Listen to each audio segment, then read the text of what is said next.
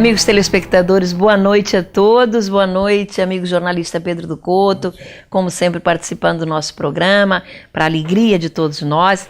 E hoje, especialmente, nós vamos falar sobre as eleições, não é? Todo aquele movimento, tanta mudança. Olha, realmente, Pedro, foi um momento muito interessante.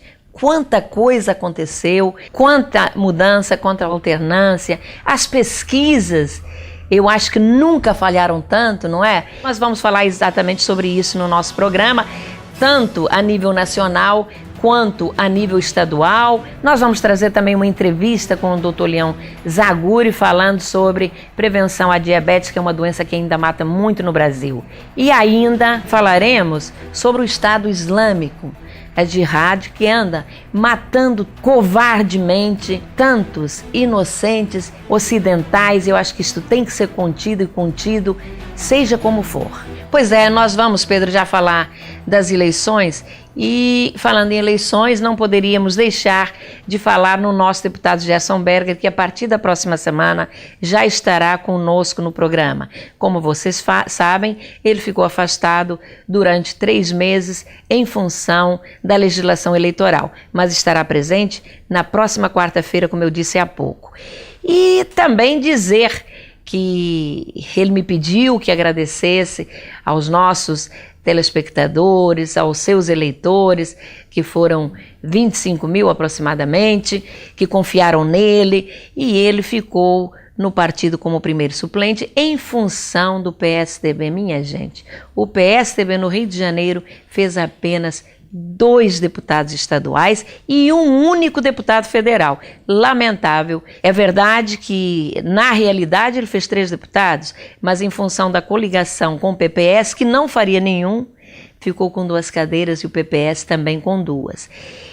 Agora, o que surpreendeu muito, Pedro, aqui no Rio de Janeiro, especialmente, foi a votação e toda essa mexida que deu no processo, pois o Pezão foi para o segundo turno junto com o Marcelo Crivella, quando as pesquisas apontavam que quem iria para o segundo turno seria o garotinho que eu acho chegou a se considerar eleito governador do estado do Rio de Janeiro.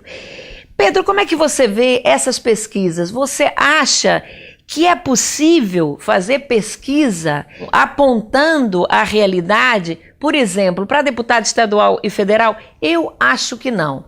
O Gerson foi o tempo todo apontado como o segundo mais votado na pesquisa, então eu sempre achei que a pesquisa na proporcional ela é muito difícil. Claro que na majoritária fica mais fácil, mas mesmo na majoritária houve falhas tremendas, não é isso? Sem dúvida, Tereza, houve falhas muito grandes. A realidade das urnas não confirmou a perspectiva esboçada pelas pesquisas eleitorais, tanto as do Ibope quanto as do Datafolha.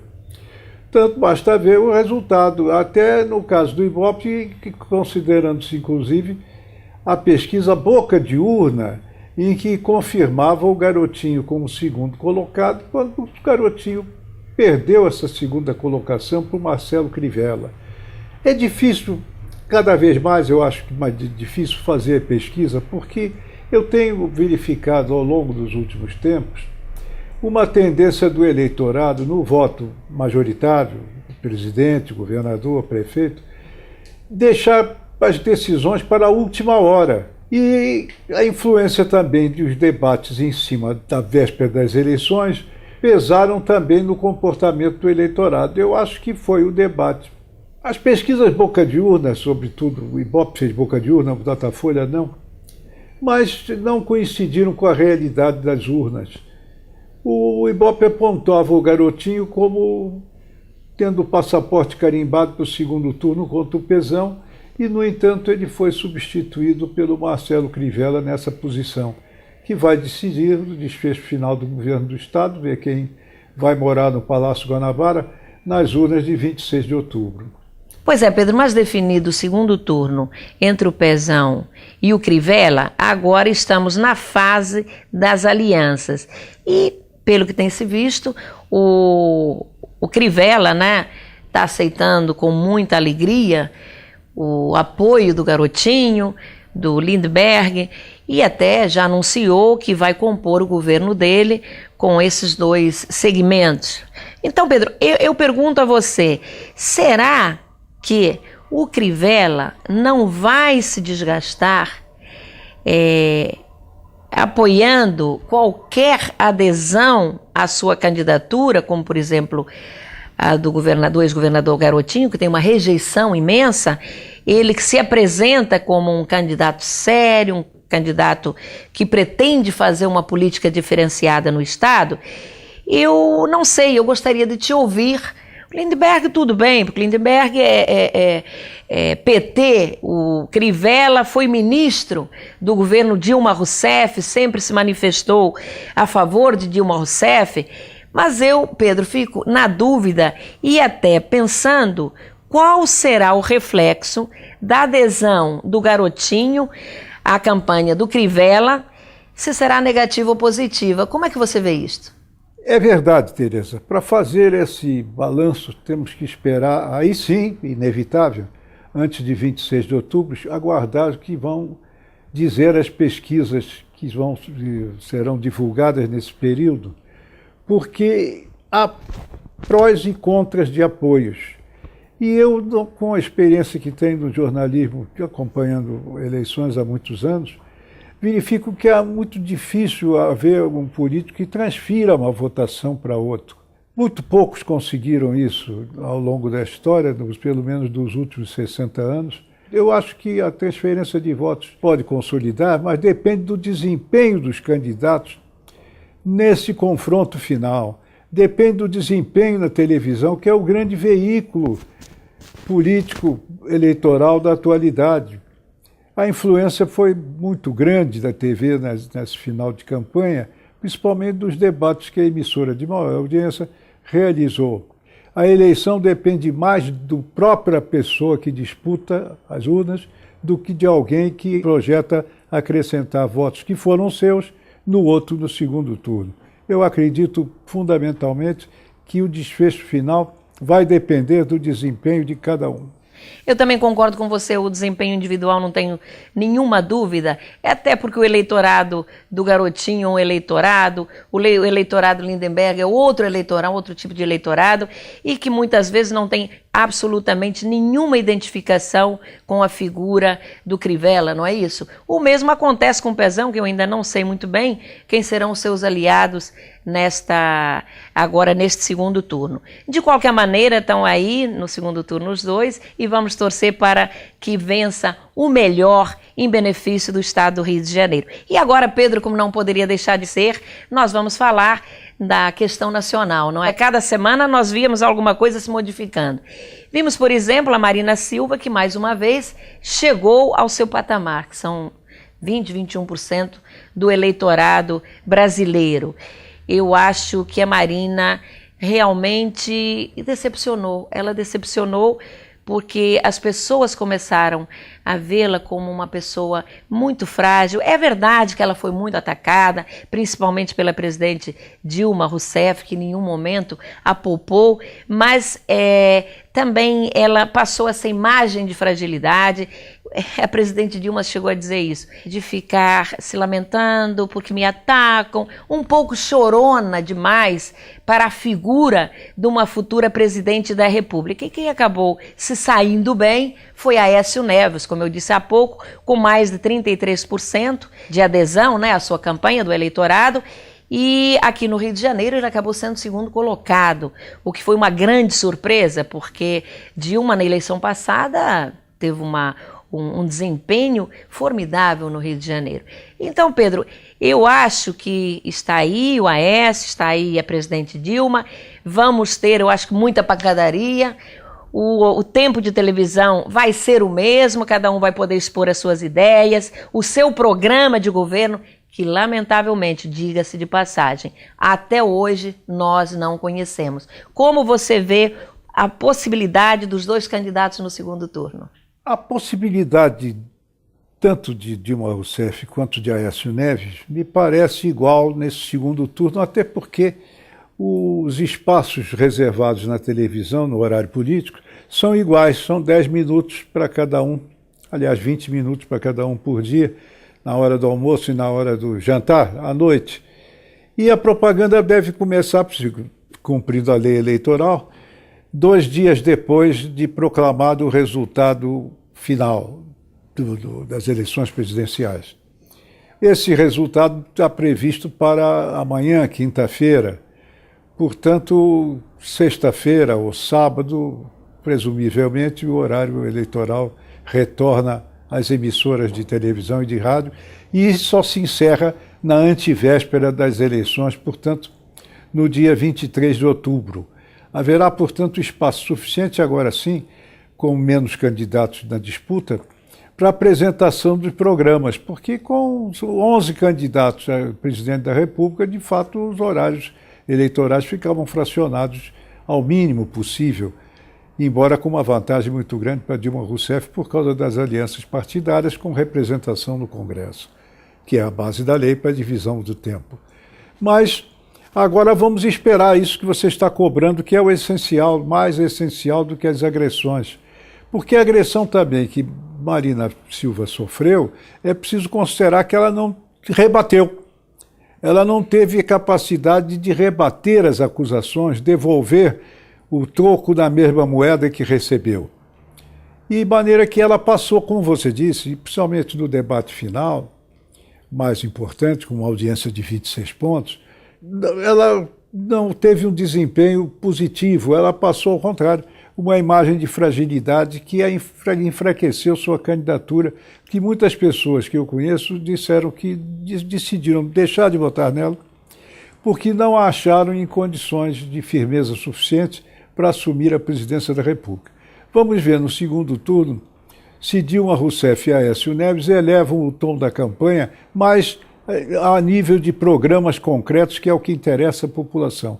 Temas não faltam e a maneira de encará-los também não. Mas, Pedro, você tocou num ponto que eu considero da maior importância, que foi a questão da não apresentação dos programas de governo dos candidatos. Mas Marina Silva apresentou o seu programa de governo. E eu acho que isso fez com que ela até virasse vidraça, porque ela também não foi firme, não foi decisiva nas suas colocações quando questionada, e foi e voltou, como no caso do casamento gay, que acabou fazendo com que ela sofresse um tremendo desgaste.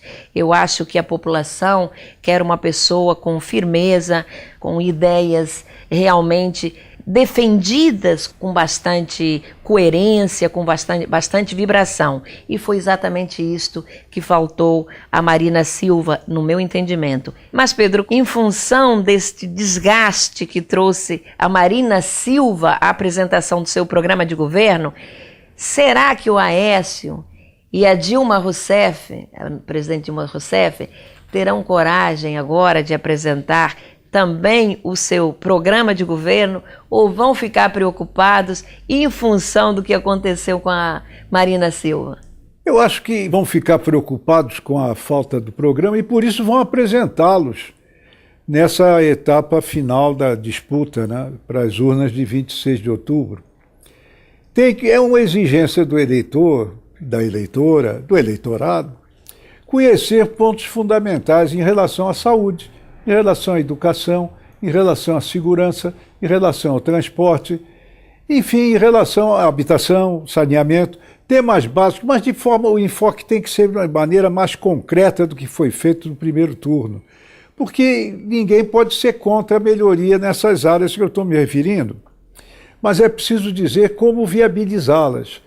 Faltou firmeza, de fato, como você disse, Tereza, a Marina Silva, que agora parece que está firme, condicionando seu apoio à aceitação, por exemplo, de um tema que foi abordado por nós aqui na vez passada, que é o tema da reeleição. Ela quer dos candidatos o compromisso, mais em relação a Aécio Neves, que ela está tendendo a apoiar, um compromisso assinado de que o presidente eleito se empenhará para acabar com o instituto da reeleição. Eu digo se empenhará porque a reeleição foi incluída na Constituição Federal. Para anular a reeleição, não basta um projeto de lei, muito menos um decreto presidencial, que isso o presidente ou a presidente pode fazer. Mas depende da aprovação por 2/3 2/3 de maioria do Congresso Nacional, da medida acabando com a reeleição. Eu acho fundamental, esse tema é um tema bastante objetivo, concreto, colocado para os candidatos decidirem. Para o caso da Dilma Rousseff, é fácil decidir, porque ela não pode disputar nova reeleição, ela já está afastada desta hipótese. Mas a decisão, então, caberia ao Aécio Neves, que se candidata e, se for eleito, poderá disputar a reeleição em 2018 ou não. Mas o tema aí é um tema bastante sólido, bastante objetivo, e nós já apontamos aqui as controvérsias, as desigualdades que a reeleição estabelece.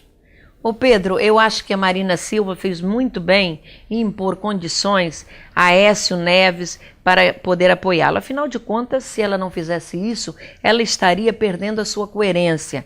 E eu acho que essa questão da reeleição, ela tem toda a razão. Eu também sou contra a reeleição, nós já falamos aqui no programa várias vezes sobre isso.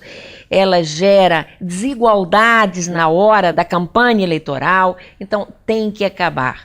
Tem que acabar mesmo. Eu, na Câmara dos Vereadores, já propus um projeto de lei que está em discussão, acabar com a reeleição da mesa diretora.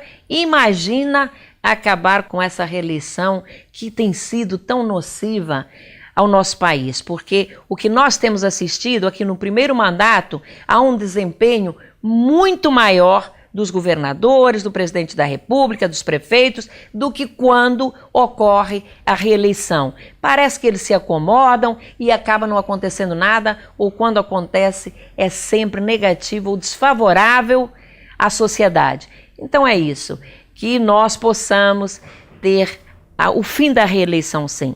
E agora, Pedro, nós vamos passar para um outro assunto e traremos para você, amigo telespectador, uma entrevista com o Dr. Leon Zaguri, endocrinologista, um conhecedor profundo no assunto diabetes, que é um tema que eu considero da maior relevância, porque a diabetes ela atinge 8% da população brasileira e, se não for controlada, se não for tratada, ela traz problemas muito sérios. Ela pode levar à cegueira, pode levar à amputação de membros, sem contar no que ela prejudica e contribui para que o indivíduo tenha problemas cardiovasculares sérios. Vamos à entrevista com o Dr. Leon Zaguri, que vale a pena. Bom, minha gente, mas o assunto de hoje é diabetes, uma doença crônica que atinge um percentual significativo da população brasileira. E para falar sobre este assunto, está conosco o Dr. Leon Zaguri, que é um profundo conhecedor no assunto. Ele é ex-presidente da Sociedade Diabetes do Brasil e também membro honorário da Sociedade Diabetes Argentina. Para mim, Dr. Leon, o senhor é sem dúvida o melhor especialista neste assunto. E eu vou começar perguntando o que é a diabetes. A primeira coisa que eu quero registrar é que nessa minha idade o melhor é ter amigos. Obrigado pelos elogios, mas vamos ao diabetes. Você quer saber o que é diabetes? É uma doença do metabolismo caracterizada por uma alteração no metabolismo glicídico e que repercute para o metabolismo dos lipídios, das proteínas, e que, se não adequadamente tratado, pode trazer consequências extremamente graves para a saúde humana. Então, eu gostaria que o senhor me dissesse o seguinte: quais são os tipos de diabetes que nós temos? Existem dois tipos de diabetes, basicamente: o diabetes do tipo 1 e o diabetes do tipo 2. O diabetes do tipo 1 é caracterizado por falta de produção de insulina. Não há insulina no organismo. E o diabetes do tipo 2, ele é caracterizado por uma ação inadequada da insulina no organismo. O que a insulina faz? A insulina permite a entrada dessa substância altamente energética, que é a glicose, nas células, e a partir dessa glicose será produzida a energia. Então, esse é o comprometimento básico. Quando esses níveis de glicose não são adequadamente controlados ao longo da vida, tanto em diabéticos do tipo 1 como diabéticos do tipo 2, ocorre o comprometimento dos olhos, dos rins, dos nervos, do coração, das artérias. Quer dizer, nós devemos entender que, se nós controlarmos adequadamente os níveis de glicose no organismo, essas coisas terão poucas possibilidades de acontecer. Então, quais são os principais sintomas da doença e como podemos diagnosticá-los? O nível elevado de glicose faz com que a pessoa coma mais, muita fome, muita sede, urina muito e emagrece. É incrível que a pessoa comendo muito possa emagrecer. Cada vez mais se vê menos pessoas tendo o seu diagnóstico a partir dos sintomas, porque são feitos mais exames, porque as pessoas estão mais alerta. E eu gostaria de lembrar que os níveis elevados de glicose não precisam ser tão elevados para que a gente considere essa possibilidade de diabetes. Níveis acima de 100 devem ser convenientemente investigados, porque existe maneira de você evitar ou de você prevenir que a pessoa se torne diabética. Hoje em dia existem trabalhos que mostram uma redução de 60% se uma pessoa que tem excesso de peso emagrecer 5% do seu peso. O meu chefe, o professor Arduino, ele dizia que exercício físico é insulina de pobre, porque não custa nada e tem uma ação semelhante à ação que a insulina aplicada via subcutânea tem no organismo. É extremamente benéfico para qualquer tipo de diabetes, aliás, para qualquer pessoa. Eu me lembro que há uns 4 ou 5 anos atrás eu li alguma coisa que 8% da população brasileira seria diabética. Não sei como está esse percentual hoje. O senhor acha que nos próximos anos nós teremos aumento ou redução do diabético no Brasil? Eu tenho certeza absoluta que vai ter um aumento muito grande. Por quê? A epidemia de diabetes, ela corre paralela com a epidemia da obesidade. E o número de obesos brasileiros tem aumentado muito. Já chega a estar beirando a 50% da população, por muitas alterações que vêm ocorrendo na sociedade e no fornecimento de alimentos e no consumo inadequado de alimentos pela população. E eu gostaria, doutor Zaguri, que o senhor nos dissesse se o nosso sistema de saúde pública ele está adequadamente preparado para diagnosticar a diabetes em sua população. Agora, recentemente saiu uma reavaliação de gastos com diabetes no mundo, e especialmente nos Estados Unidos. O gasto é enorme, são bilhões e bilhões de dólares que são gastos. Nós melhoramos muito, mas a demanda da população é maior do que a capacidade do sistema de acolhê-los. Tem-se insistido, através da Sociedade Brasileira de Diabetes, através dos entendimentos com os ministros, sucessivos ministros, enfim, alguns dão mais atenção a isso, outros menos. A introdução dos medicamentos genéricos pelo ministro Serra foi fundamental. Pelo que eu sei agora, está se distribuindo nas farmácias populares, inclusive insulina. Então eu acho que o governo tem feito a sua parte, mas ainda não num nível suficiente para atender a demanda. Entretanto, eu acho que nunca vai se conseguir atender a todos, porque os gastos seriam brutais. Eu acho que é preciso fazer campanhas para impedir as pessoas de se tornarem diabéticas, pelo emagrecimento, pelo não consumo de alimentos que possam fazer as pessoas engordarem, pelo estímulo à atividade física. Eu acho que esse é o ponto mais importante, são as campanhas preventivas. E a outra o outro ponto seria o diagnóstico precoce.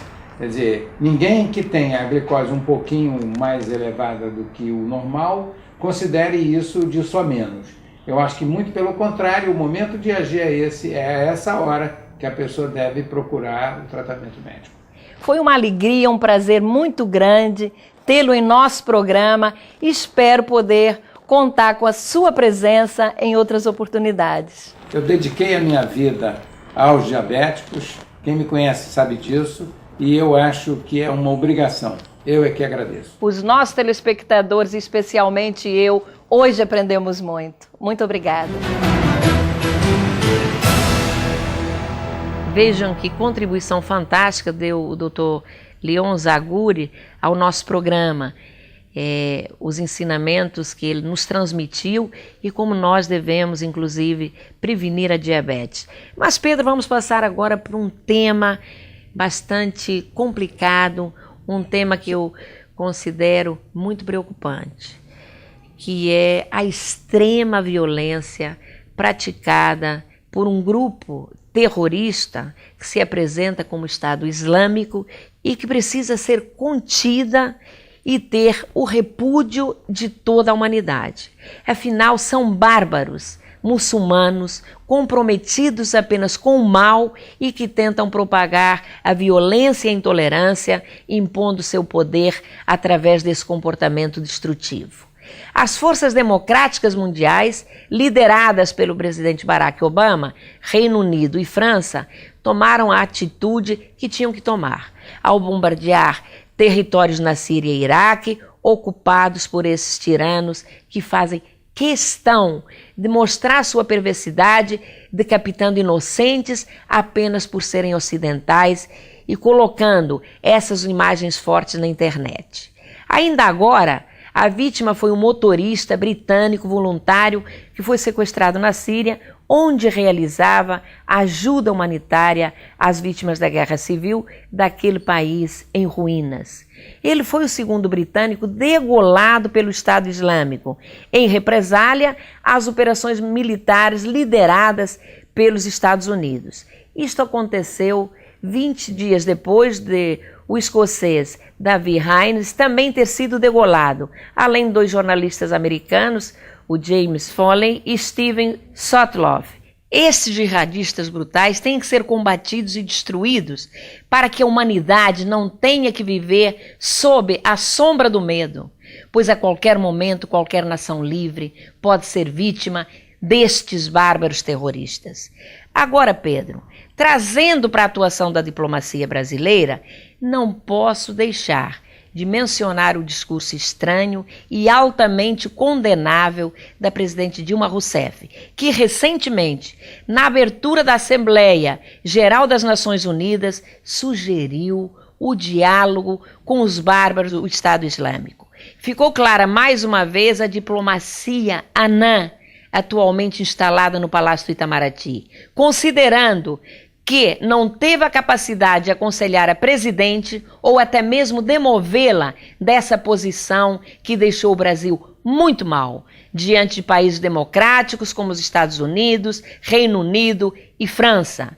É incrível que a presidente Dilma, que foi vítima da ditadura militar, possa propor o diálogo com terroristas, que se apresentam como salvadores da humanidade, aliciam ingênuos, fazendo com que o grupo cresça como ratos, pensando apenas na destruição e no horror. Com terroristas não há diálogo. O grupo jihadista já tomou parte da cidade curda de Cubaru, na fronteira com a Turquia, de 400 mil habitantes.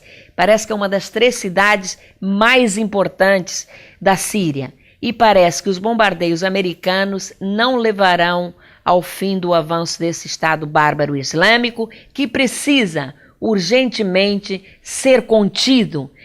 Seja de que maneira for, você não acha, Pedro? Acho exatamente isso. Esse movimento trágico, jihadista, precisa ser contido de qualquer maneira, porque além de ser marcado pelo fanatismo falsamente religioso, ele ainda por cima recorre a requinte de crueldade, de sadismo, degola pessoas chamando repórteres para filmar, fotografar, e as cenas são de tal forma chocantes que nenhuma rede de televisão no mundo, nenhum jornal exibiu a degola completa das vítimas desses assassinos.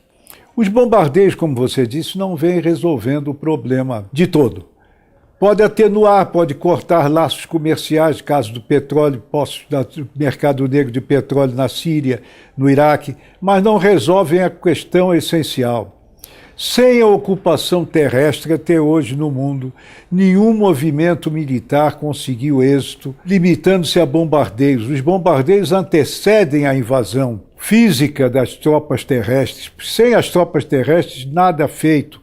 Os Estados Unidos, Reino Unido, França precisam reexaminar a sua posição em relação a esse tema e estabelecer um acordo com os governos da Síria e do Iraque. Porque há o seguinte: os movimentos jihadistas na Síria e no Iraque encontram-se em franca oposição contra os governos desses países. Não pode haver diálogo com os terroristas que operam no Iraque ou operam na Síria, porque eles não formam nenhuma nação.